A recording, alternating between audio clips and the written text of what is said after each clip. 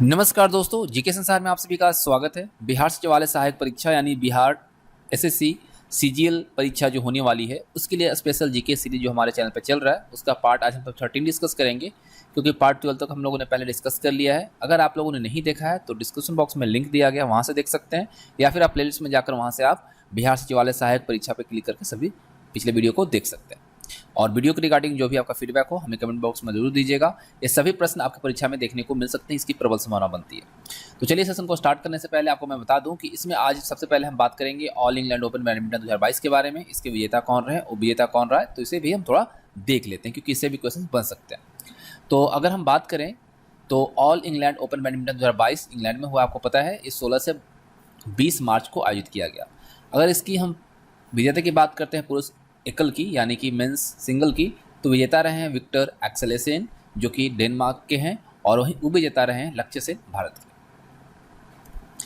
महिला एकल की बात करते हैं तो विजेता अकाने यामागुची जापान की रही, और उपविजेता जो रही वो आन से यंग दक्षिण कोरिया की। पुरुष युगल की बात करते हैं तो विजेता मोहम्मद सोहिबुल फिक्री और बेगास मौलाना जो कि इंडोनेशिया से रहे हैं दोनों, और उपविजेता भी दोनों इंडोनेशिया के रही हैं, मोहम्मद एहसान और हिंड्रा सेती यावान। वहीं अगर हम महिला युगल की बात करते हैं तो विजेता जो हैं नामी मतसुयामा और चिहारू सीदा जापान की, और झांग सुकियान और झेंग यू दोनों चीन के उपविजेता रहे हैं। वहीं मिक्स डबल की बात करते हैं तो विजेता जो रहे युता वतानावे और अरिसा हिगासिनो जापान के, और वांग सिल्यू और हुआंग डोंगपिंग चीन के उपविजेता रहे हैं। अब हम बात करते हैं क्वेश्चंस की, जो कि ऑनलाइन के तौर पे आपको दिया जा रहा है, और ये वेरी इंपॉर्टेंट प्रश्न है। किस शासक के शासनकाल में प्रयाग में प्रति 5वें वर्ष एक समारोह का आयोजन किया जाता था या होता था, जिसे महामोच परिषद कहा जाता था? तो आपको मैं बता दूं कि ये जो होता था हर्षवर्धन के काल में होता था। ठीक है, हर्षवर्धन के काल में प्रति 5वें वर्ष प्रयाग में एक समारोह का आयोजन होता था, जिसे महामोच परिषद कहा जाता था। महापाषाण संस्कृति हमें दक्षिण भारत के उस ऐतिहासिक युग से परिचित कराती है जब महापाषाण काल में उपयोग में लाए जाते थे। क्या? बड़े पत्थरों से घिरी हुई या घिरी गई समाधियाँ। ठीक है, घेरी गई समाधियाँ, जिसको कब्र भी कह सकते हैं, है ना, बड़े पत्थरों से घेरी हुई होती थी। बौद्ध मत के विस्तार के बारे में सबसे पहला प्रमाणिक साक्ष्य किसे माना गया है? तो ये माना गया है अशोक के शिलालेख को। मोस्ट इंपॉर्टेंट है, नोट कर लेंगे इसे। ठीक है, अगला प्रश्न है न्यूमिस्मैटिक्स क्या है? तो यह है सिक्कों और धातुओं का अध्ययन। न्यूमिस्मैटिक्स जो है सिक्के और धातुओं का अध्ययन है।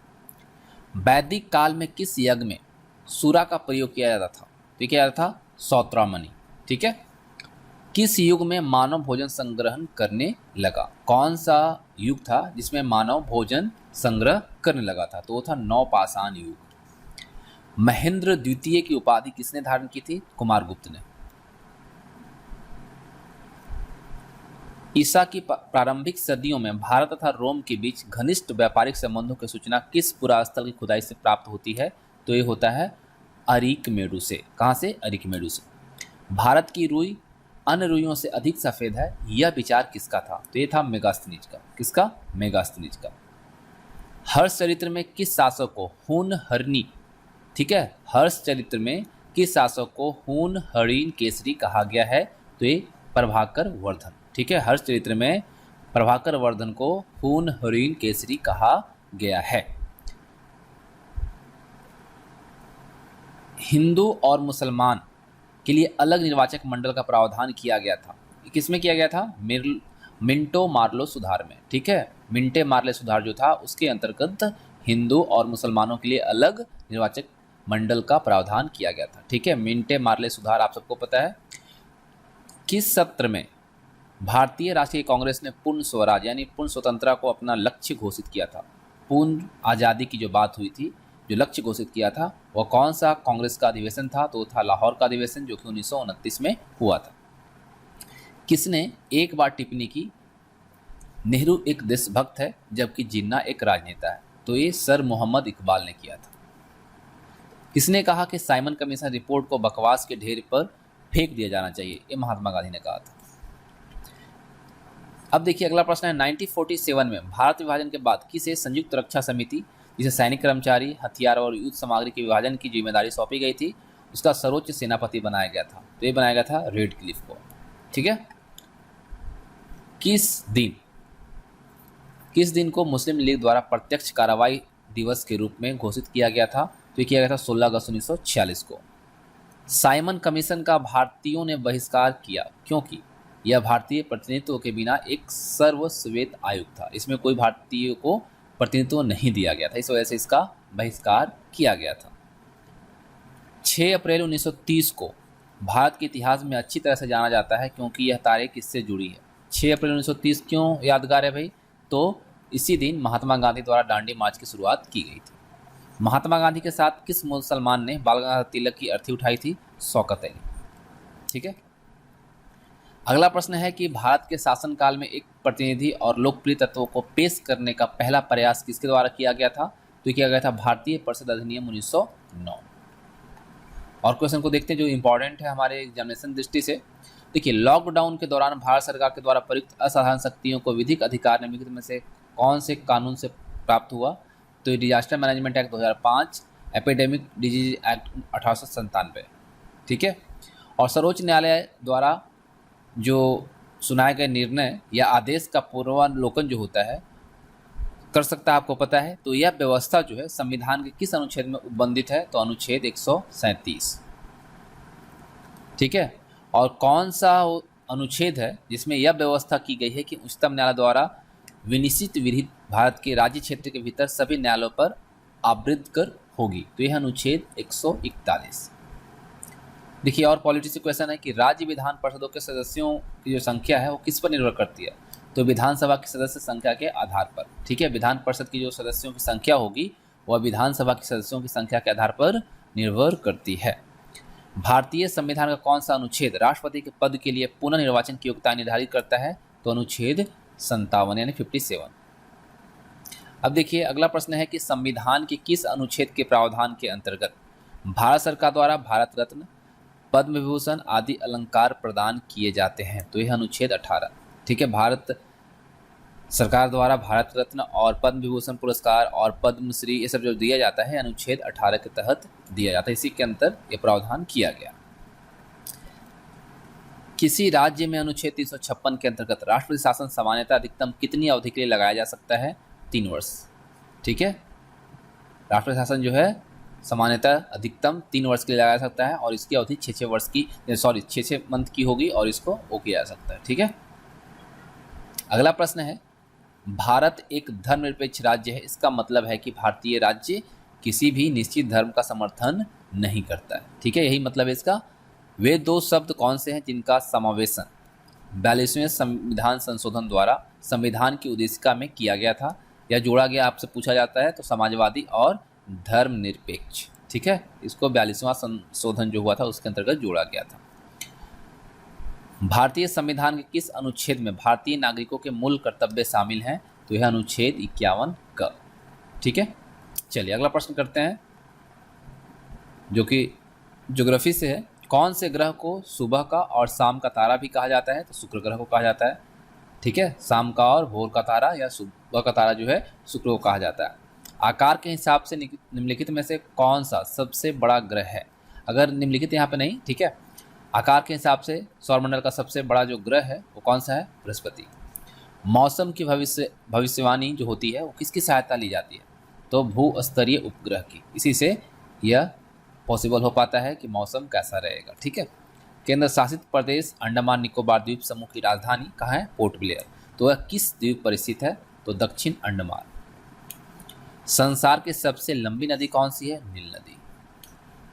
पृथ्वी पर समुद्र तल से सबसे गहराई वाला स्थान कौन सा है? तो यह मारियाना ट्रेंच।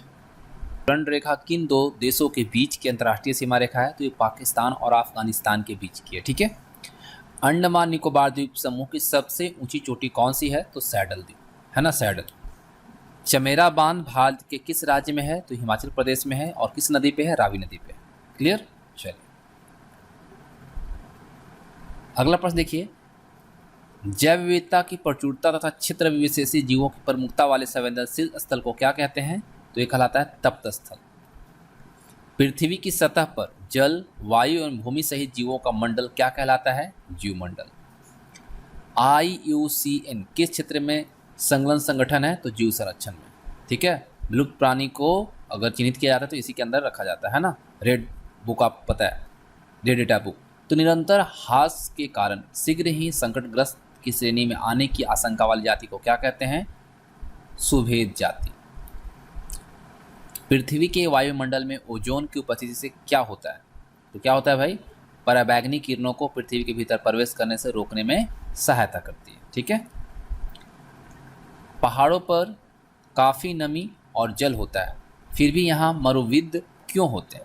तो इसके पीछे कारण है ढलानों के कारण पानी बह जाता है और पौधे द्वारा उपयोग में नहीं लाया जाता। एक पारिस्थितिक तंत्र में उत्पादक एवं उपभोक्ताओं की संख्या को कौन निश्चित करते हैं? तो जलवायु संबंधी जो कारक होते हैं वही यह निश्चित करते हैं। ठीक है, अगला प्रश्न देखिए। अगला प्रश्न कहता है कि मोलेम राष्ट्रीय उद्यान कहाँ अवस्थित है? गोवा में है। मरुस्थलीय भवन किससे होता है? तो ये बहुत उच्च तापमान और कम वर्षा के कारण होता है। पारिस्थितिकी तंत्र में ऊर्जा का प्रमुख स्रोत क्या है? सूर्य। ठीक है, कुछ और क्वेश्चन उससे भी देख लेते हैं। देखिए कुछ क्वेश्चन और हैं। आर्बिट्रेज का क्या अभिप्राय है? तो स्वतंत्र विदेशी मुद्रा में कम मूल्य पर क्रय की गई मुद्रा की अन्यत्र ऊंचे मूल्य पर बेचने की जो क्रिया है उसे आर्बिट्रेज कहा जाता है।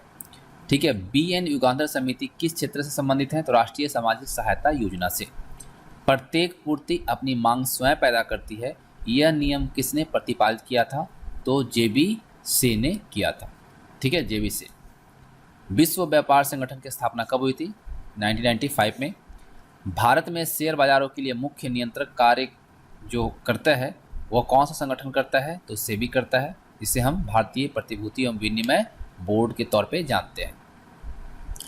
भारत में कर्मचारियों के महंगाई भत्ते निर्धारित करने का आधार क्या होता है?